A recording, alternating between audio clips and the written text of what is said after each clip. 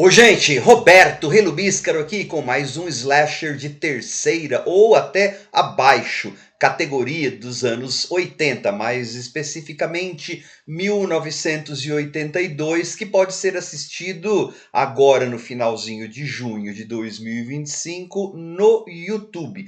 Trata-se de Girls Night Out, Noite das Garotas. Uau, porque só meninas serão assassinadas. Em se tratando de um slasher oitentista, você deve imaginar assim: nossa, vai ter seio, tetinha e nudez gratuita a todo momento, né? Não, não, não, não, não, não vai ter nada disso. Esse filme não tem, assim, acho que praticamente nenhuma qualidade redentora, a não ser o assassino, que está vestido com uma roupa de urso, porque se passa em uma faculdade, em um campus, né? Deserto, eu vou comentar isso um pouco depois.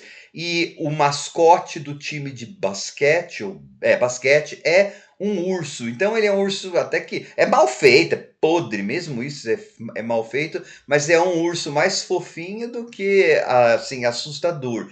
E o diferencial é que o assassino coloca umas facas assim na pata, né, na luva da fantasia, e aí então aquela coisa assim. Ou seja, as mortes são aquilo, sempre, e quase não aparece nada, porque o filme é de baixérrimo orçamento, né? Por isso que eu falei, não tem quase qualidade redentora alguma. Só que antes de continuar falando sobre esse tédio escuro e deserto, gostaria de convidá-los a se inscreverem no canal Robertando, curtir os vídeos, compartilhá-los, agradeço bastante. Claro que esse filme tem a sua legião cult, nichada de fãs, porque você também pode pegar pelo fator assim tão ruim que é bom, porque a primeira parte são aqueles adolescentes de 30 anos.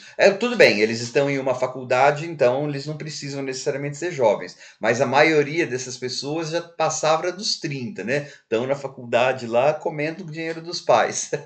Enfim, essas jovens ali no começo é uma faz piada, fica imitando coisas. Tinha dois dos caras lá que ficavam se pegando tanto, se tocando tanto para fazer as brincadeiras, que eu falei, nossa, eles precisavam alugar um quarto, ir para o quarto e resolver esse negócio que eles têm logo, porque puxa vida, tá?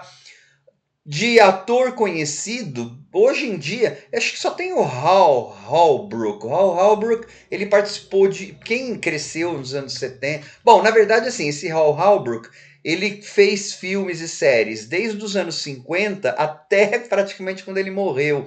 Então ele tá desde série de detetive dos anos 50 até em Grey's Anatomy. Tem episódio que esse cara aparece, tá? E tem uma das garotas uma das vítimas do Jason no Sexta-feira 13 2, se não me engano. O resto do pessoal, nada a ver e trabalham mal pra chuchu, né? Como a gente dizia antigamente. Começa com um prólogo de alguém escapando.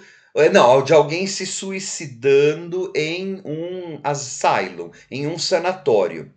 É o irmão de alguém. Esse irmão, ele era aluno, ele fora aluno da faculdade, tá? E enquanto aluno, ele matou a filha do segurança, que é o Hal Holbrook, que é um ator que você percebe, não só ele, mas vários atores, eles não estavam no estúdio na hora que os demais atores estavam. Você vê pela edição. Tem um final lá que eles, mais pro final, a polícia está interrogando as pessoas. A pergunta, depois a resposta, depois outro, tá? O Hal Halbrook tá pouquinho, só uma hora lá que ele vai ficar com o resto do pessoal, mas com os jovens você nunca vê. Beleza, então esse cara da segurança é que tinha perdido a filha. Depois desse negócio aí, desse suicídio no sanatório, corta para a faculdade, tá? Vai ter um jogo de basquete e naquela noite haveria uma caça ao tesouro.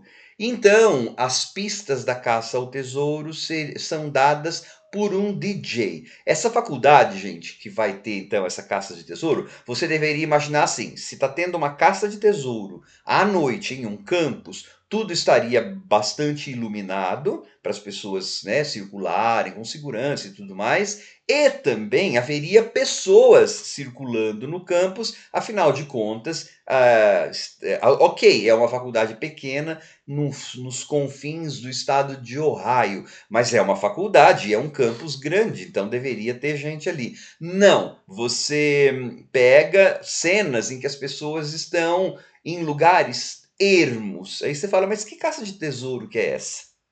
Tá? E aí, assim, 40 minutos ou mais é esse pessoal fazendo um monte de piada sem graça, fazendo vozes, como eu falei, gritando. E aí, ainda se todas essas pessoas morressem de forma bastante criativa, pelo menos você se sentiria vingado, né? Mas nem é isso. As mortes que tem são bem sem graça. A criatividade, se é que tem alguma, está reservada mais na disposição dos corpos do que na hora da morte, das mortes. E aí então tem uma suposta virada que eu vou fazer spoiler, mas é tão assim, né? Mas antes eu vou só complementar assim, gente, não é muito mambembe, é muito podrinho mesmo, tá? Por exemplo, você pega quando não só o campus deveria estar mais iluminado, afinal de contas é uma faculdade, né? Mesmo que não tivesse o scavenger hunt lá, caça ao tesouro, o campus deveria ser iluminado à noite. Mas assim, essas pessoas entram nesse prédio, nos prédios procurando as pistas, e elas têm que usar lanternas. Você fala, mas como que tem uma caça ao tesouro promovida na faculdade e a faculdade não se armou, né? Não se organizou para isso? Não, não é assim que funciona, né? Esse DJ ele serve para receber algumas ligações da pessoa que mata, fazendo aquelas vozes assim, e também para comer tempo e para tocar música dos anos 60. Só fica tocando música do Loving Spoonful, uma velharia, já para aquela época era uma velharia. Os alunos estavam ouvindo college radio deles, não tocava nada alternativo dos 80s, tocava lá dos finados anos 60. Então, assim, não, a não ser que você queira ver um monte de gente falando merda e gritando, guinchando, uma porcaria, tá? Bom, vou para o terreno dos spoilers. É dito que o corpo desse cara, né, foi lá para a irmã dele, que a irmã dele se encarregaria de enterrá-lo.